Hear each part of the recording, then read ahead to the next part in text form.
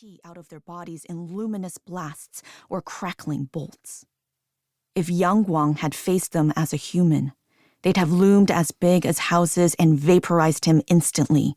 But when he piloted the fox, they were too small to hurt him.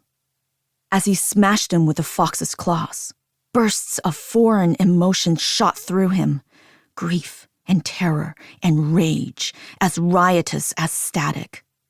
He didn't know how exactly chrysalises were made from Hundun husks. Only the highest-level engineers were allowed to know. But even centuries of improving their craft hadn't vanquished the kink that made pilots feel whatever the Hunduns felt when they pierced a Hundun's hull. Pilots didn't talk much about this in public, but resisting these distracting emotions was a surprisingly rigorous part of battle. Yang Guang was one of the most powerful pilots alive precisely because he could detach from them so well. Powering through the mental onslaught, he kept pummeling the Hunduns.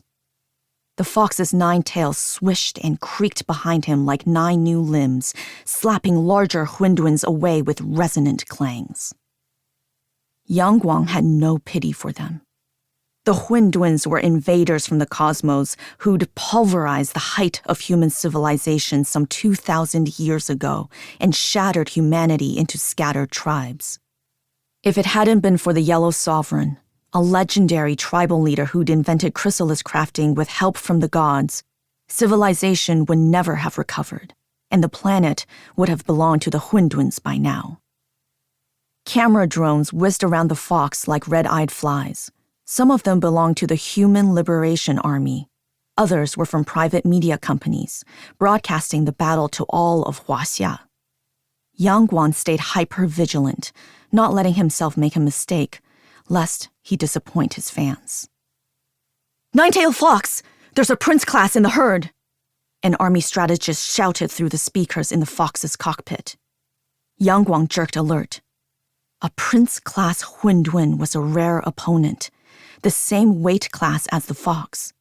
If he took it out with minimal damage, it could be made into a new prince-class chrysalis, or be offered to the gods in exchange for some major gifts, such as manuals for groundbreaking technology or medicine.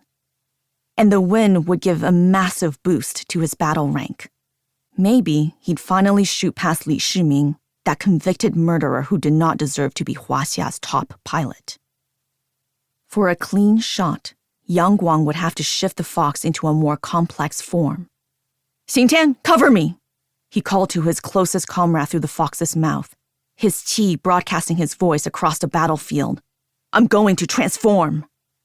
"Got it, Colonel," Xingtian yelled from the headless warrior, a chrysalis with shining yellow eyes where its nipples should have been and a mouth glowing on its gut.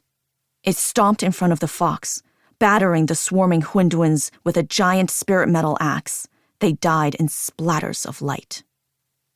Assured, Yang Guang propelled his qi through the fox with the most forceful spirit pressure he could generate. Radiant cracks fissured across the fox's bristly green surface. Chrysalises might have been constructed from Hundun husks, but they were superior in every way. The Hunduns were so mindless, they couldn't unlock the potential of the very spirit metal they were made of to become anything other than rotund blobs. But humans could. Yang Guang imagined the fox's ascended form, and it morphed into being. The fox's limbs thinned and lengthened. Its waist drew in, and its shoulders rolled back, making it slightly more humanoid.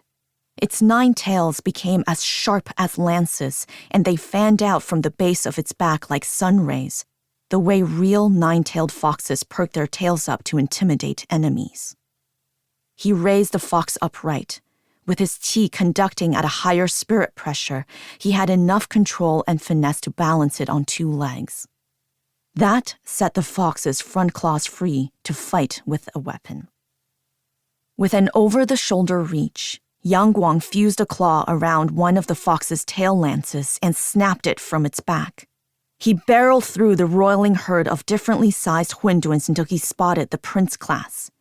Then he sank low and leapt from the ground.